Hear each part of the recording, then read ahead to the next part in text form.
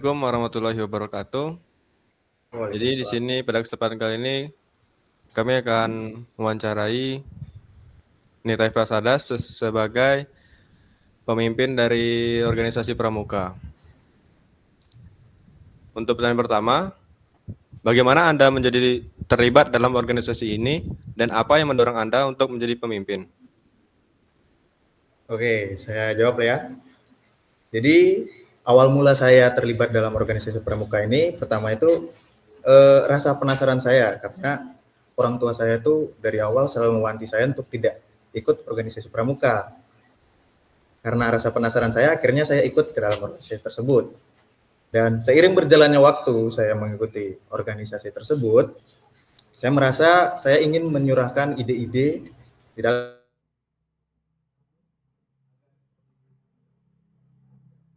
agar ide-ide itu mudah tercurahkan dan dilaksanakan di organisasi tersebut, di organisasi pramuka. Alangkah baiknya saya menjadi ketua dan pada saat itu saya terpikir untuk mencalonkan diri menjadi ketua pramuka. Baik, untuk pertanyaan kedua, apa pencapaian terbesar organisasi ini selama masa kepemimpinan Anda? Pencapaian terbesar ya, pada masa kepemimpinan saya bersyukur sekali saya berhasil membuat organisasi saya itu menjuarai beberapa perlombaan tingkat daerah dan mengikuti beberapa event.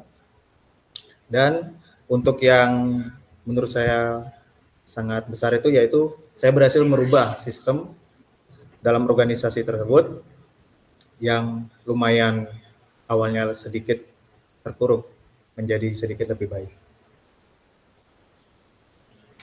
Baik, untuk pertanyaan ketiga, bagaimana Anda mengelola sumber daya keuangan dalam organisasi non-profit ini?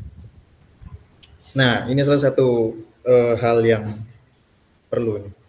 Untuk organisasi non-profit, seperti yang saya katakan sebelumnya, mungkin saya berhasil melihat taring dari organisasi kami, sehingga petinggi pusat pada saat itu mempercayai organisasi kami. Sehingga usulan proposal, permohonan dana, dan lain-lain itu menjadi lebih mudah diterima. Karena memang ada taring atau hasil yang kita dapatkan. Di samping itu, kami juga banyak menerima dana dari partisipasi dan kemenangan dari event-event yang kami ikuti. Oke, untuk pertanyaan selanjutnya, apa strategi Anda dalam mengumpulkan dana dan memastikan keberlanjutan keuangan dalam organisasi? Bagaimana strategi? Strategi dalam mengumpulkan dana dan memastikan kalau organisasi Anda ini bisa lanjut. Oh, untuk pengumpulan dana ya, pengumpulan dana yang masih berjalan untuk pada saat itu ialah iuran tiap anggota. Itu ada nominalnya masing-masing. Dan pada saat saya mengetuai organisasi pramuka tersebut, itu saya menambahkan beberapa sumber dana yang bisa dihasilkan dari penjualan souvenir maupun hal-hal atau peralatan yang berhubungan dengan organisasi pramuka. Serta dengan pertumbuhnya anggota yang pada saat itu semakin profesional karena kita banyak menang, jadi kami anggap kami udah bolehlah disebut bisa di sana. Kami membuka jasa kelas untuk pengajaran bagi orang luar yang sedang mempersiapkan melakukan event. Meskipun itu masih tahap awal ya untuk pada saat saya menjabat. Baik, pertanyaan selanjutnya, bagaimana Anda melibatkan dan memotivasi staf serta sukarelawan untuk mendukung visi dan misi organisasi? Memotivasi dan mendukung visi dan misi organisasi. Ya. Untuk memotivasi ya, untuk memotivasi anggota agar ikut serta mewujudkan visi dan misi. Kami mengutamakan kekeluargaan di dalam organisasi kami, sehingga para anggota itu merasa tidak diasingkan dan merasa punya tanggung jawab dalam ambil bagian menyukseskan program tersebut. Nah, kami sering mengadakan outbound untuk mempererat kekeluargaan antar anggota di mana organisasi non-profit itu ya memang sedikit memiliki kelemahan karena di sana anggotanya tidak dapat imbalan atau gaji, di mana itu juga jadi kekuatan organisasi profit lainnya. Kalau organisasi profit itu gaji itu jadi tonggak utama untuk kekuatan anggotanya, sehingga kami mengambil tonggak lain yaitu kekeluargaan, seperti itu. Baik, untuk pertanyaan yang keenam, bagaimana Anda mengukur dampak sosial atau hasil kerja dari organisasi ini? Mengukur dampak Dampak sosial sosial. atau Dampak sosial atau hasil kerja. oh ya, untuk dampak sosial dan hasil kerja, karena pada saat saya menjabat organisasi ini sedang mengalami penurunan jumlah anggota dari beberapa tahun sebelumnya. Jadi tolak ukur keberhasilan yang saya gunakan yaitu penambahan anggota yang lebih banyak setiap pendaftaran dan jumlah anggota yang mengundurkan diri di pertengahan kegiatan. Itu menjadi lebih sedikit. Jadi itu sudah cukup untuk saya mengatakan kalau saya itu berhasil dalam hasil kerja organisasi saya. Untuk saat itu ya. Baiklah, mungkin pertanyaan selanjutnya bakal dilanjut sama teman saya, itu Agung Prayogi. Jadi, apa tantangan terbesar yang dihadapi organisasi ini saat ini? Dan bagaimana Anda berencana untuk mengatasinya?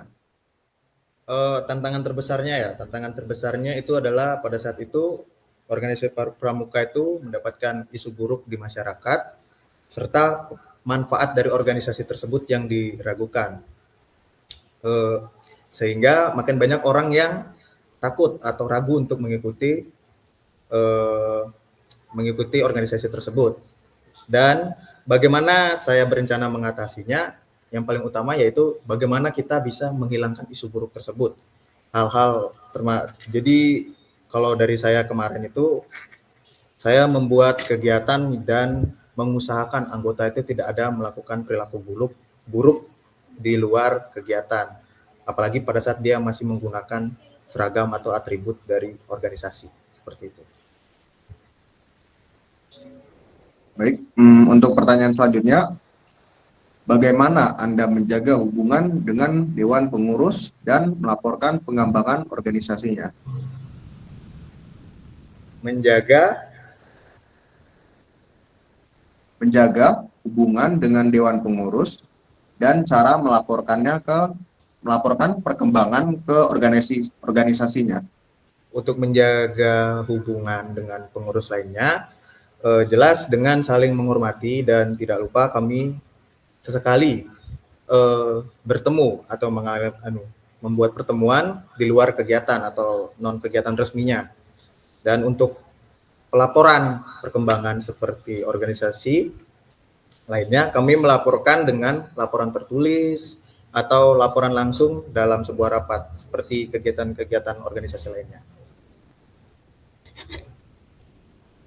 Oke, untuk pertanyaan selanjutnya, bagaimana Anda melihat perkembangan masa depan organisasi saat ini dan rencana dan visi Anda sebagai pemimpin apa aja gitu? Melihat perkembangan anak-anak muda saat ini, organisasi ini memang organisasi pramuka ya, itu sedang dihadapi dengan tebing yang begitu besar, ditambah lagi perkembangan dan program-program yang dibuat untuk kedepannya sempat terhenti akibat faktor yang sangat-sangat tidak diduga, yaitu pandemi kemarin yang kita rasakan bersama. Sehingga kegiatan perlu dihentikan kurang lebih setahun pada saat itu, meski kami berhasil berupaya untuk beraktivitas kembali di dalam pandemi untuk mengikuti event-event daring dan membuat event daring, sempat membuat event daring juga, itu event lomba tapi secara daring pada saat itu. Jadi itu salah satu rencana saya dan misi saya sebagai pemimpin pada saat itu. Oke, jadi untuk pertanyaan selanjutnya, bagaimana organisasi ini dapat berkolaborasi dengan mitra atau organisasi lain dengan mencapai tujuan yang bersama gitu? Kolaborasi ya. Pernah beberapa kali kami itu kolaborasi. Da- dalam kolaborasi yang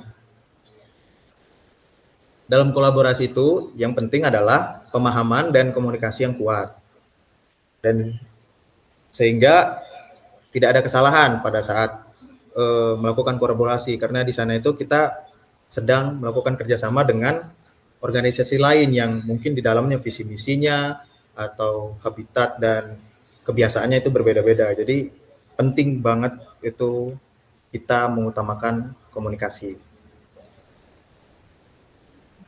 Oke, baik. Untuk pertanyaan selanjutnya, apa yang menjadi prioritas Anda dalam menjalankan organisasi ini? Dan dalam jangka pendek dan dalam jangka panjang. Jangka pendek dan jangka panjang. Eh, dalam jangka pendek itu, pada jangka pendek kami memiliki misi yaitu untuk memenangkan banyak event perlombaan yang diadakan pada saat itu, dari event atau lomba-lomba yang diadakan dari organisasi permuka yang lain, dari Kuarda, Kuarcap, seperti itu. Lalu habis itu kita mempelajarinya dan sebisa mungkin kita mengadakan event tersebut. Jadi setelah kita mengikuti lomba, kita yang buat lomba, karena di pramuka seperti itu. Dan itu sempat sekali organisasi berhasil membuat event di sekolah kami. Dan untuk jangka panjangnya, saya itu hanya ingin mengembalikan nama baik organisasi. Seperti yang tadi saya bilang, banyak isu yang membuat organisasinya itu menjadi buruk di kalangan masyarakat, sehingga organisasi ini bisa mendapatkan eksistensinya lagi yang lebih besar lagi. Itu aja. Oke, untuk pertanyaan selanjutnya, bagaimana Anda mengukur keberhasilan pribadi Anda sebagai pemimpin organisasi yang non-profit? Oh, ini untuk pribadi ya. Oh, keberhasilan pribadi. Saya mengukur keberhasilan pribadi saya dengan melihat. Jadi saya melihat sikap dari anggota atau dewan atau siapapun yang ada di organisasi tersebut terhadap saya, bagaimana sikapnya terhadap saya pada saat saya sudah tidak lagi aktif di organisasi tersebut atau bahkan mungkin sudah keluar dari organisasi tersebut. Jadi kalau sikapnya masih baik, masih saling menghormati, berarti saya berhasil tidak menghasilkan hal-hal buruk di organisasi tersebut, seperti itu. Oke, untuk pertanyaan selanjutnya, apa saran atau wawasan yang Anda dapat berikan kepada individu yang tertarik untuk terlibat dalam organisasi non-profit atau menjadi seorang pemimpin seperti Anda? Untuk tertarik dalam organisasi itu menurut saya itu fleksibel ya, dari diri sendiri masing-masing. Tapi untuk menjadi seorang pemimpin, yang ingin saya sampaikan yaitu sebagai pemimpin, kita itu sebagai pembuat value atau manfaat dari sesuatu atau organisasi. Kalau di sini wadahnya itu organisasi, bukan hanya penikmat dari organisasi tersebut. Kalau diibaratkan itu, pemimpin tuh layaknya teratai. Kalau tahu teratai itu bisa tumbuh di area lumpur. Meskipun lumpur itu kotor, dia bisa memenuhi lumpur itu menjadi sebuah taman bunga yang dipenuhi dengan wewangian, seperti itu. Jadi itu yang harus dimiliki oleh seorang pemimpin. Oke, terima kasih atas jawaban-jawabannya. Untuk seleksi selanjutnya, teman saya Mas Yoga Dwi Susana akan melanjutkannya. Ya, apalagi nih? Oke, mungkin ada sedikit sedikit penilaian beberapa poin ini dari materi kami di ke mata kuliah kepemimpinan, berupa soal dengan pilihan poin. Oke. Contohnya itu saya screen dulu.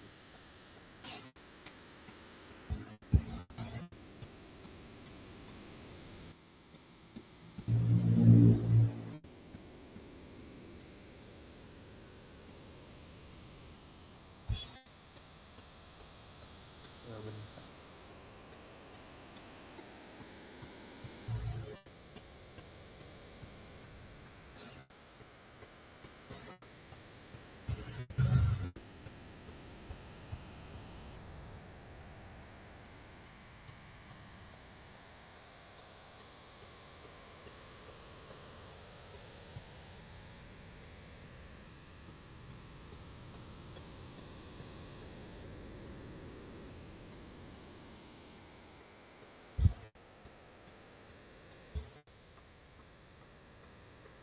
Apa ini? Kuesioner?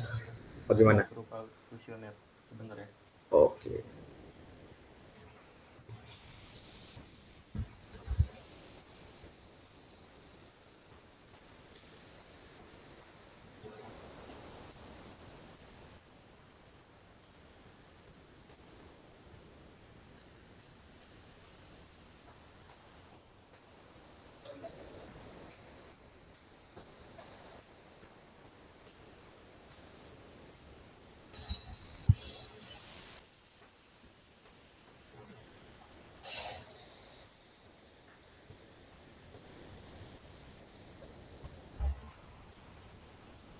Apakah muncul?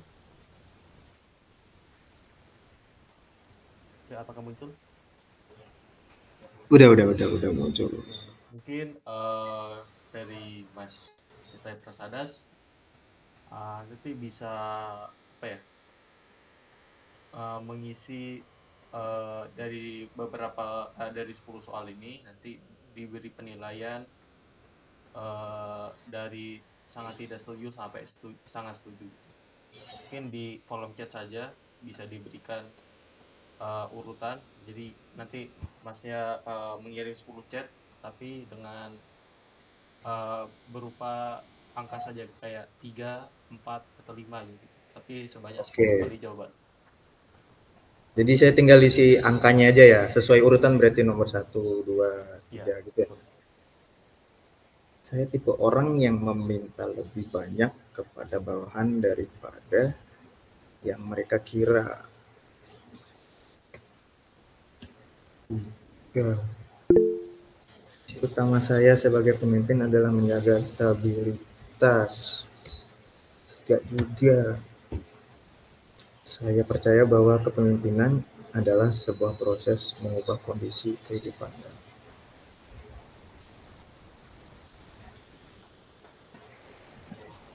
Jadi, sebagai seorang pemimpin, saya senang memberikan imbalan kepada bawahan yang bekerja dengan baik. Oh, benar. Ketika saya memberi penugasan, saya mampu meningkatkan antusiasme bawahan. Ketika saya memberi penugasan, saya mampu meningkatkan antusiasme bawahan. Kurang pede juga. Saya percaya bahwa kepemimpinan adalah sebuah proses pertukaran antara pemimpin dan ya. Saya percaya bahwa kepemimpinan adalah sebuah proses terkait dengan pekerjaan. Saya sebagai pemimpin, saya memiliki perasaan yang patut diisi. Yang paling penting dalam peran saya sebagai pemimpin adalah memberikan kejelasan pekerjaan dan tugas bagi bawahan. Ya, impian saya sebagai pemimpin pada intinya berada dalam kendali saya. Impian. Sebagai seorang pemimpin, peran saya adalah memfasilitasi kegiatan dan acara-acara sehingga organisasi dapat berjalan dengan lancar. Memfasilitasi. Udah 10 sampai nomor 10 udah, Mas. Oke, terima kasih atas submit beberapa penilaiannya dari beberapa poin. Itu untuk menguji kami kecenderungan kepemimpinan gaya transformasional ataupun gaya kepemimpinan tradisional. Ini itu saja pertanyaan dari saya.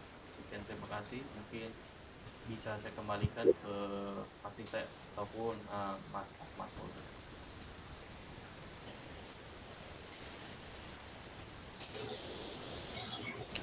Baiklah, mungkin semua pertanyaan sudah terjawab. Terima kasih untuk waktunya, Mas Nita Prasadas. Ya, sama-sama. Saya tutup dan saya akhiri. Wassalamualaikum warahmatullahi wabarakatuh. Waalaikumsalam warahmatullahi wabarakatuh. Terima kasih, saya izin keluar duluan ya. Terima kasih. Semangat.